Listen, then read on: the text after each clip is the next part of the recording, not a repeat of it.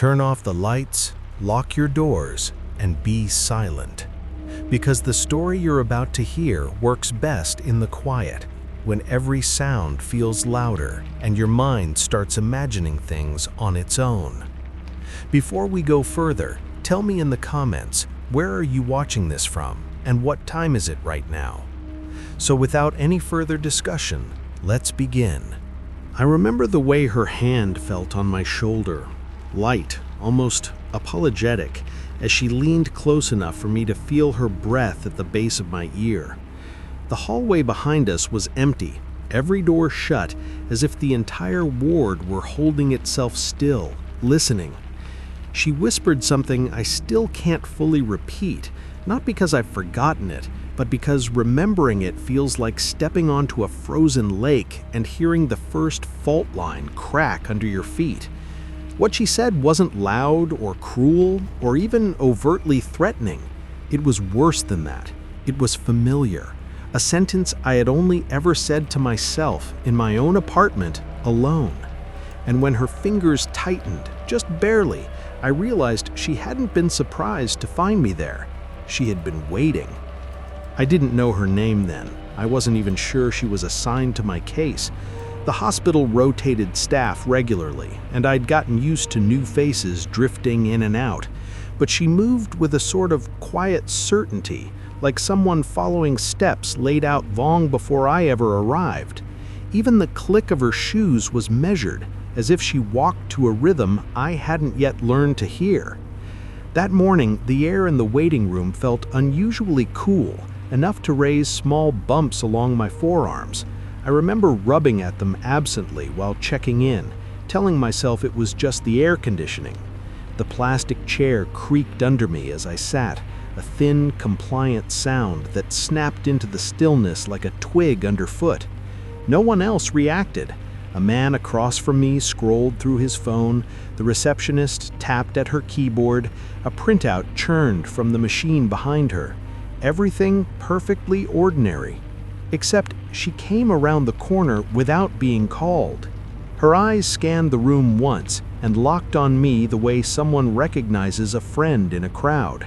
Not surprise, not curiosity, recognition.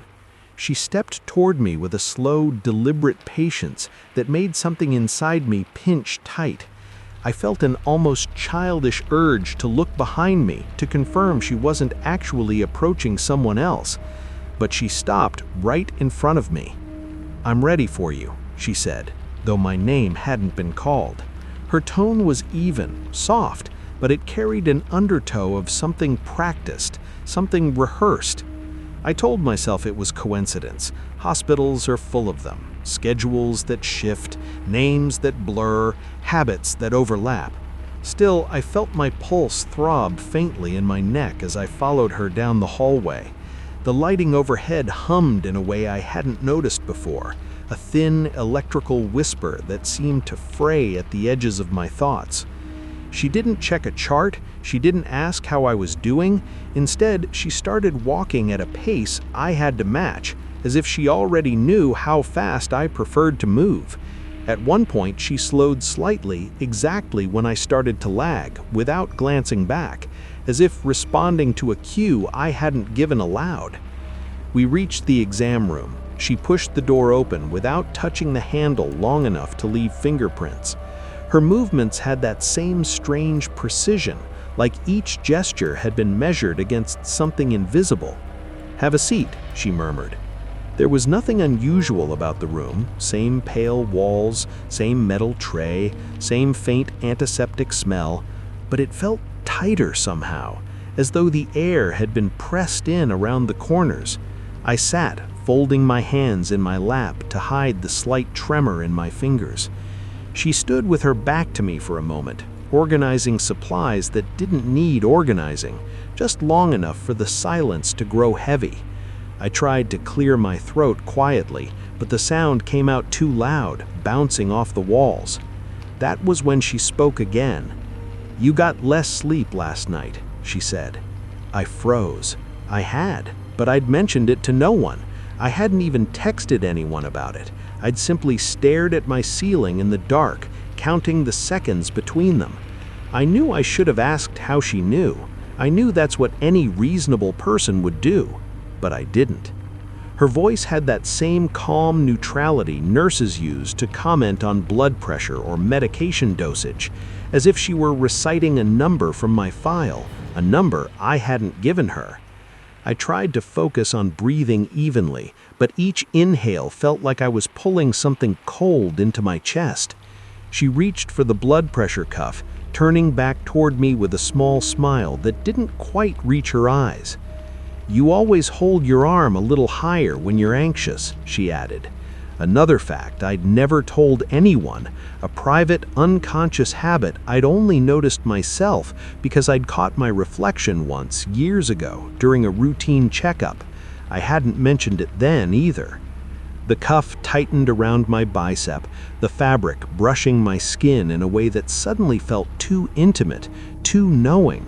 She wasn't watching the gauge, she was watching me, not in an invasive way, but in a way that suggested she already knew what the numbers would be.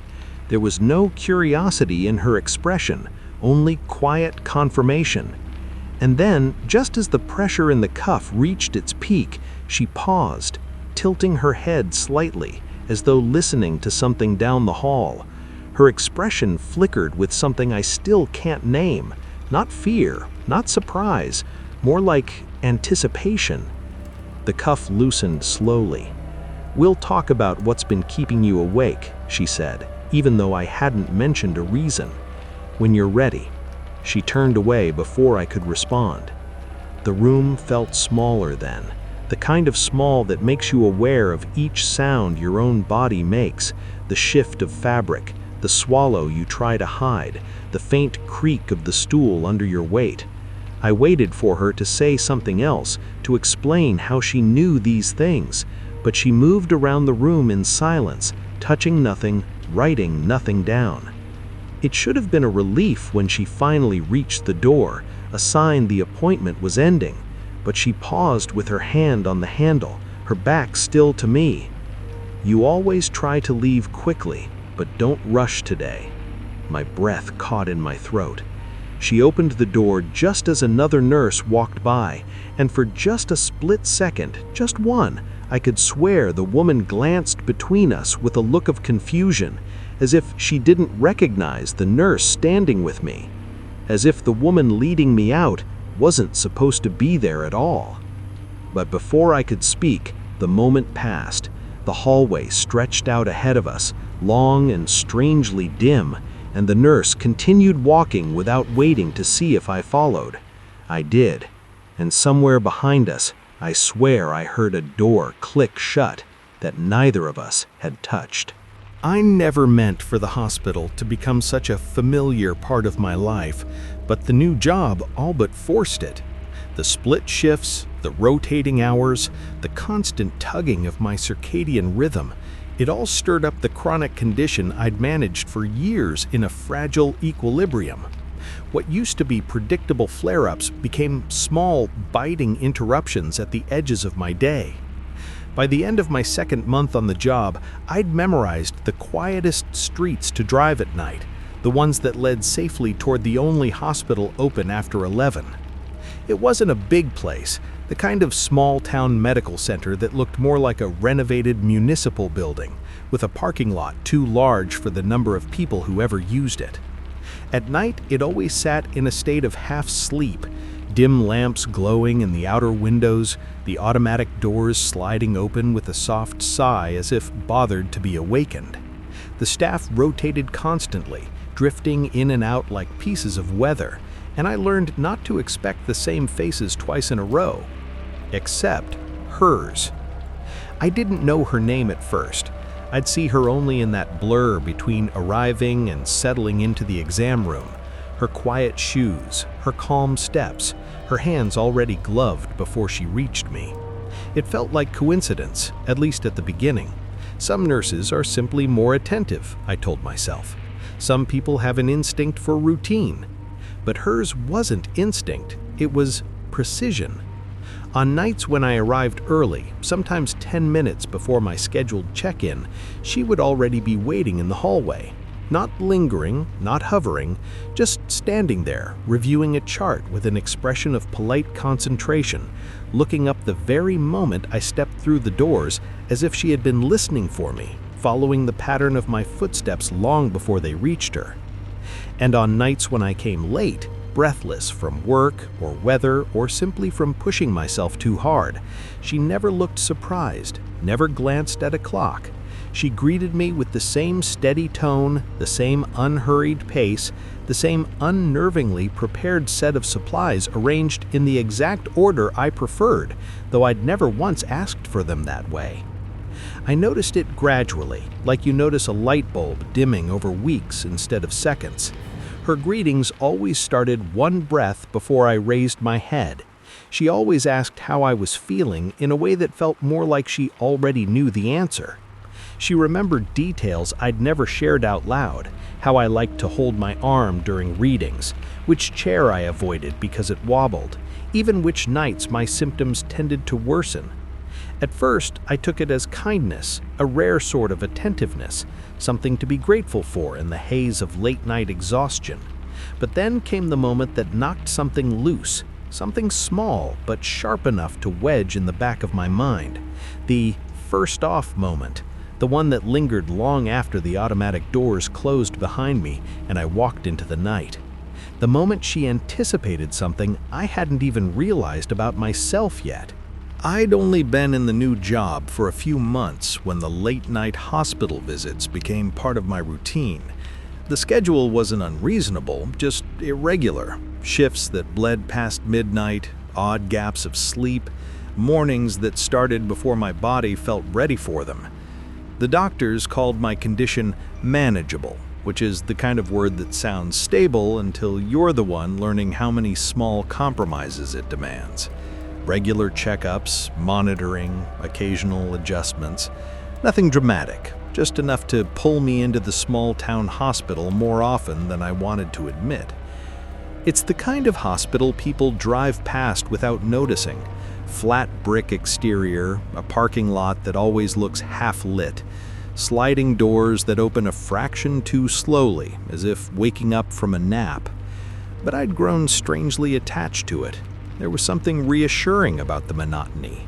The faint smell of disinfectant in the entryway, the reception desk illuminated by a single overhead light, the soft hum of air vents pushing slightly cold air into the waiting room. A pocket of stillness carved out of the rest of my life. I never had a regular physician there. The staff rotated too often for that. But there was one nurse who stood out. She was attentive in a way that didn't feel forced, unusually so, though I hadn't questioned it at first. She'd greet me with a small nod, always at the exact moment I stepped into the hallway, as if she'd been expecting me. Sometimes she'd already have the equipment arranged before I even hung my jacket over the back of the waiting room chair. Not just the basics, my basics. The cuff size that fit me better, the thermometer sleeve I preferred, even the particular alcohol wipes that didn't irritate my skin. At first, I thought she was just perceptive, good at her job. It was comforting, in a quiet way, to feel recognized without needing to introduce myself every time. But later, I'd look back on those moments and realize they were the softest part of the warning, the part that doesn't hurt when it brushes against you, the part you ignore because it doesn't yet ask you to be afraid. The first thing that tipped me was small, almost forgettable. I'd arrived just before sundown one evening. The sky a deep, murky blue that made the hospital sign glow a little too brightly. I was still shrugging the cold off my shoulders when she appeared at the corridor's far end. "You're earlier than usual today," she said. Her tone was casual, observational, but I froze for half a second. I hadn't told anyone when I usually came. My visits drifted depending on my work schedule, sleep, and weather. Sometimes I came at noon, sometimes midnight. There was no usual. I almost dismissed it. Maybe she'd guessed. Maybe she was mixing me up with someone else. Until I reached the reception desk and saw the intake sheet. Blank. No record that I'd signed in yet. She had come out to meet me before the system even knew I was there. I watched her walk ahead of me, the hem of her scrubs whispering softly with each step. She opened the exam room door using her sleeve, as if she didn't want to leave prints, which I'd never seen her do before. Inside, everything was already arranged. Light switched on, blood pressure cuff draped neatly across the table, thermometer waiting beside it. I was still removing my coat when I heard her voice again, far quieter this time, coming from the hallway just outside the half-closed door.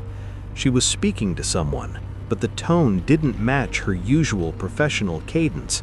It was more like recitation, deliberate and rhythmic, as though she were reading from memory. Wakes at 6:17, oatmeal if there's time, 2 cups of water before leaving, avoids the traffic light on Browen Street, sits in the second waiting room chair unless someone's in it. My chest tightened so sharply it felt like a cramp. I knew those details. They were mine, patterns I barely acknowledged in myself, things I'd never said aloud. For a moment, I wondered if I'd misunderstood, if she was talking about someone else entirely, but then she added, almost thoughtfully, "He'll check his phone twice before he stands up." My phone was still in my hand. I hadn't moved. I heard another voice respond, a man, muffled, confused. Who's that?" But the nurse quickly shushed him, and their footsteps retreated down the corridor in opposite directions. I stood there in the silence, my coat hanging half off my arm, unsure whether to follow her or leave or pretend none of it happened. My pulse pressed in small, steady throbs against my neck. I could feel the air shift as a draft crept under the exam room door, carrying with it the faint scent of something metallic, like cold steel left out in the rain. That was the moment curiosity overtook the hesitation, a subtle, intrusive pull. I stepped toward the doorway to find her, to ask, politely, carefully, how she knew any of that. And in doing so, I nudged myself into a part of the hospital's history I hadn't realized existed. A history with missing names, overlapping shifts, and staff members who didn't appear on any rotation list. I didn't know it then, but that was the first off-ramp into everything that followed, the first small tear in the fabric of normalcy. And it had already started widening. I tried to tell someone, anyone, the receptionist, a security guard, even the night shift orderly who usually smiled at me in the hallway. But each time, my words seemed to collapse under the weight of disbelief. "Year overworked," one said, glancing at my file and adjusting their mask. "Stress can do strange things." Another simply shook their head, handing me a clipboard I didn't need.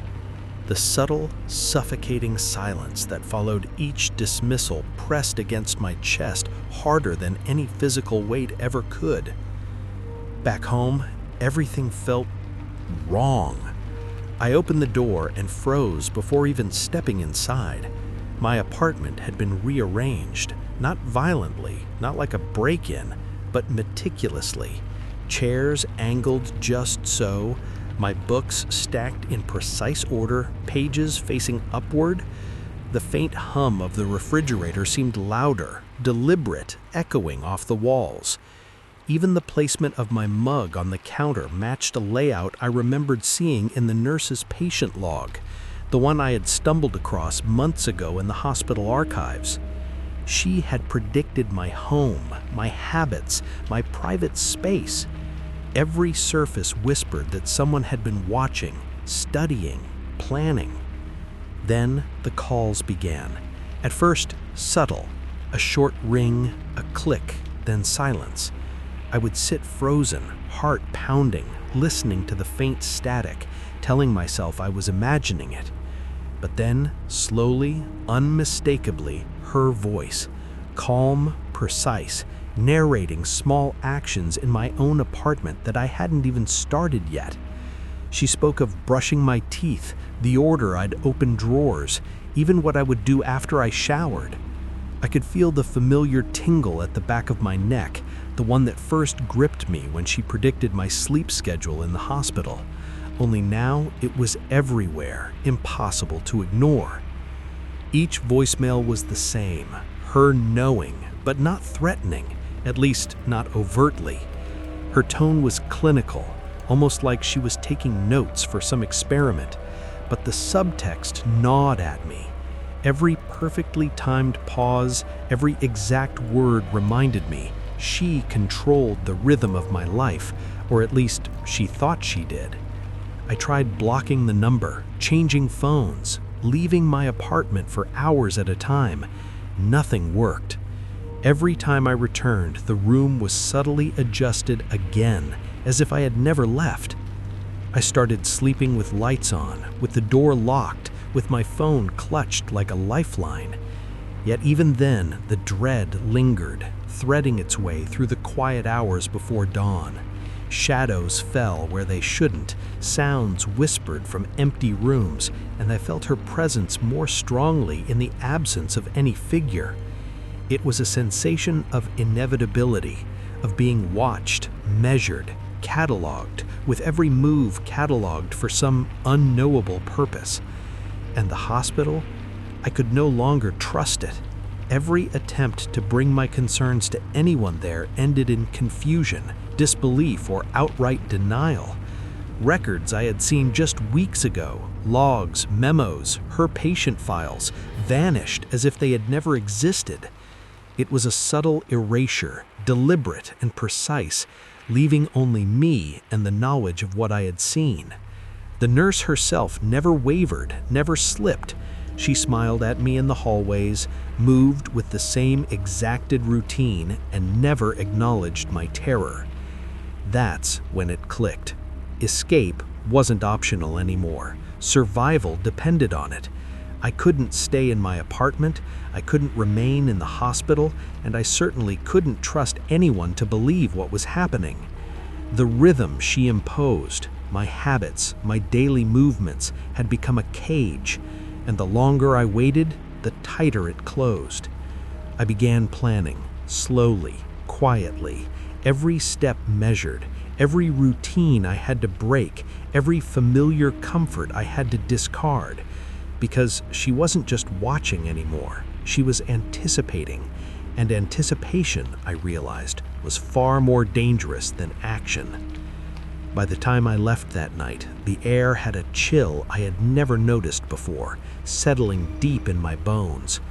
I moved through the shadows of the hospital parking lot, half expecting her to step from behind a column, to greet me with the same unnerving calm she always had. Every light flicker, every distant door click made my pulse spike. I had no plan beyond leaving, yet leaving felt almost impossible.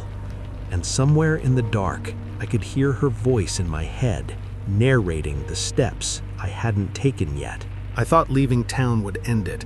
I packed my bags, slowly, deliberately, each movement careful, trying to break the rhythm she had memorized. The car keys felt heavy in my hand, as though their weight was a tether to the life she had studied.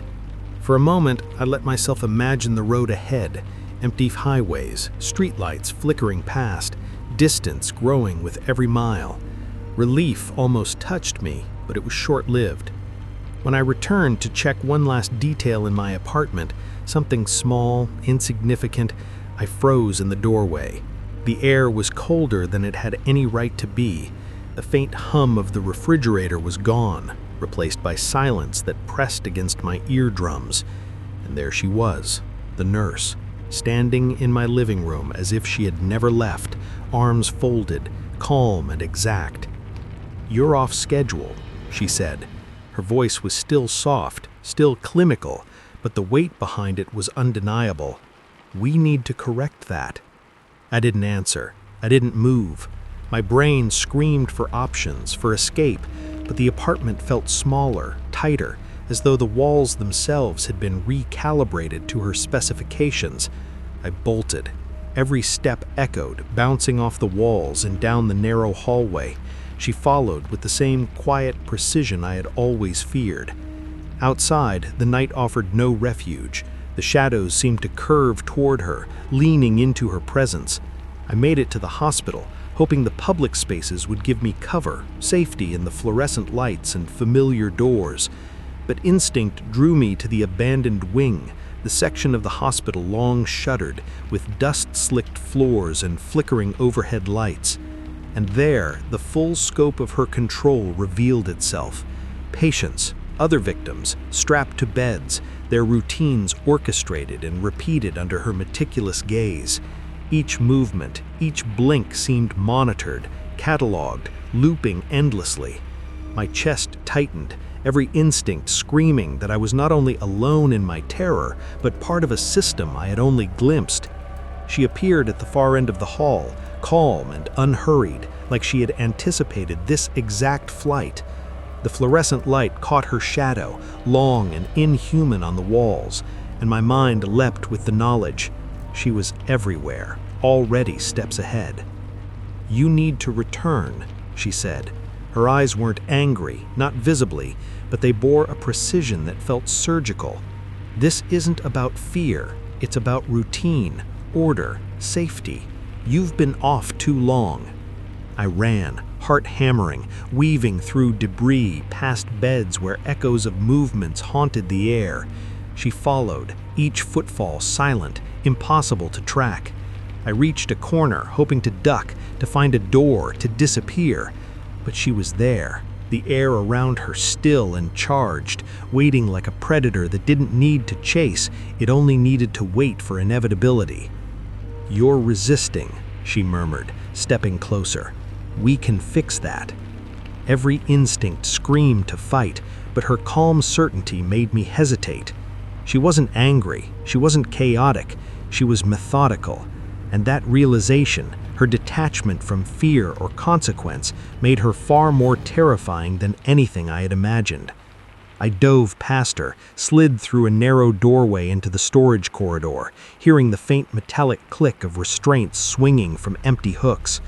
Dust coated the floor, the air was stale with antiseptic and decay. My lungs burned, each breath ragged and sharp. Somewhere behind me, I caught the faint scrape of her shoes against linoleum, deliberate, patient, unhurried. The hospital seemed to twist around me, hallways bending, shadows pooling where they shouldn't. And then, just as I thought I might slip through a stairwell to freedom, she was there, calm, inevitable, arms outstretched. "You belong in your routine," she said softly. And in that moment, I understood. She didn't want to harm me in the conventional sense. She wanted control, the permanent, unbroken submission of my habits, my life, myself. I stumbled backwards, searching for any crack in her certainty. My eyes flicked to the rows of beds behind her, others like me, their routines mapped and captured, trapped in invisible loops. The floor beneath me seemed impossibly slippery, coated in months of neglect and antiseptic. I knew that if she touched me, if she succeeded, I would become one of them, another ghost in a loop she had designed. The air trembled in that moment, heavy with the inevitability I had been trying to outrun. And then, something shifted. A door, ajar, just enough for a sliver of light. A chance, one final step that could mean escape or death. I moved. But even as I ran towards it, the echo of her voice followed me, calm, precise, and implacable. "Your routine will find you, eventually."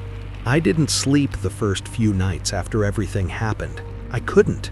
My body stayed caught in a half state of readiness, as if her footsteps still echoed in the dark corners of every room.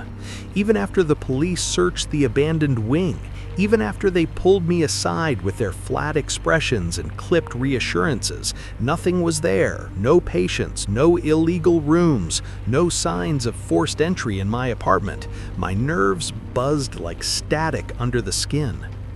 And then came the final ridiculous blow. According to the hospital's administrative records, the nurse I described had died nearly 11 years ago. A brief obituary, a funeral photo, a box of employment documents so old the edges were yellowing. They showed me papers with her signature, old ID badges, grainy printouts. All the timestamps were from before I even moved to this town. When I asked about the footage I had found, the grainy camera angle of her standing in my bedroom at night, the officers exchanged glances I couldn't decipher. "No such files exist," they told me. "You may have seen a different staff member." Their tone never wavered, but I saw the tension in their posture, the way they avoided making direct eye contact with me for more than a heartbeat, as though my fear were contagious. I left the hospital for the last time, stepping into a sunlight that felt counterfeit. Everything looked the same, yet none of it felt real anymore. So I left town. I changed everything. New apartment, new job, new schedule. Actually, no schedule at all. That was the point. I woke at random hours, ate when I wasn't hungry, walked different routes every day, rearranged furniture weekly, sometimes hourly. I kept lights on in places that didn't need them and unplugged clocks until the silence felt almost honest. My life became a scattered trail of improvised moments, a deliberate dismantling of the predictability she once preyed on. And for a while, it worked. The nights grew quieter. The air felt less weighted. I slept, not deeply, but enough. The dread thinned from a constant ache to a dull whisper. I almost let myself believe routine had lost its hold on me, lost its attraction, lost its vulnerability. Until this morning. I walked into the kitchen, rubbing the last remnants of sleep from my eyes, expecting to see the usual disarray. Dishes left half-washed, a mug on its side, the chair I hadn't pushed in. Instead, the room looked organized, not spotless, but intentional. And on the kitchen table, centered perfectly, exactly aligned with the wood grain, was a single sheet of printer paper. No envelope, no footprints, no disturbance in the thin layer of dust near the window. Just the paper. My name at the top. Beneath it, bold letters. Your new routine, starting today. My breath stalled. The air around me felt colder, the way it had the first time she spoke my unspoken truth aloud. I didn't touch the paper. I didn't need to. I could feel it radiating a quiet, meticulous certainty, a map of a life someone else had already walked through, already memorized. A faint ring echoed from my phone on the counter. One short vibration, a click, then silence. And in that silence, I realized something with a clarity so sharp it almost steadied me. You don't need to be alive to maintain a routine. You only need someone to follow it. I told the authorities everything. Every hallway, every voicemail, every moment she appeared where she shouldn't have. They listened with the kind of stiff politeness reserved for those they've already quietly dismissed. A detective flipped through a thin file, eyes skimming over a grainy photograph clipped to the inside. "This nurse," he said, tapping the photo once, "died in a car accident nearly 9 years ago. She hasn't worked here since." His tone wasn't cruel. It was worse, factual, unshakably calm. I stared at the photograph. The face was unmistakable. The same small smile, the same steady gaze, a face I had seen only hours before standing in my living room telling me I was off schedule. They offered to put me in contact with a counselor. They recommended rest. I walked out of the station with the cold air pressing into my lungs, the sound of my footsteps faintly echoing behind me as though someone were matching them one beat out of sync. I left town that same night. I drove until the highway bled into unfamiliar terrain, until the streetlights thinned and the night felt heavy enough to erase everything behind me. I moved into a new place, smaller, windowless bedroom, no patterns on the walls. I forced myself into chaos, into unpredictability. I set alarms at random times, cooked meals at odd hours, rearranged furniture weekly, sometimes daily. My life became a deliberate refusal of rhythm. For months, nothing happened. No calls, no rearranged objects, no sense of a shadow leaning over my shoulder. Just an unsteady quiet that felt like the absence of breath before a voice returns. Slowly, I allowed myself small routines, brushing my teeth at roughly the same time, stacking groceries where they made sense, folding laundry instead of leaving it in a heap, human things. I told myself I had earned them back, that the past was distant, that whatever had haunted that hospital was tied to the place, not to me. Last night, I slept better than I had in a long while, the kind of sleep that settles deep, warm, and unguarded. This morning, the air felt unusually still when I walked into the kitchen. The refrigerator hummed softly, steady, and even. My feet stuck momentarily against the tile, probably a bit of spilled juice that had dried overnight.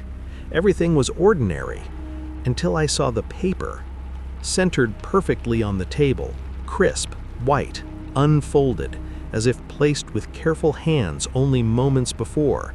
At the top, in small, neat print, was a title, "Your New Routine, Starting Today." My breath caught somewhere between my ribs. I reached for the paper, but my hand stopped inches above it. The air around it seemed colder, heavier, familiar. Below the title, the first line waited for me, written in that same precise handwriting I had seen on the hospital logs. 7:03 a.m. Wake up. Don't be afraid. I'll guide you. I haven't touched the page. It's still sitting there now, waiting. And the worst part isn't the words, it's the time. I woke up this morning at 7:03, exactly. I never set an alarm. You listened till the end because somewhere this story connected with you. If you heard something, don't look back, move forward, and be silent. This channel is for those who enjoy stories that stay in their mind long after they're over. If this story gave you that feeling, support the channel by subscribing it and stay connected with me in this video.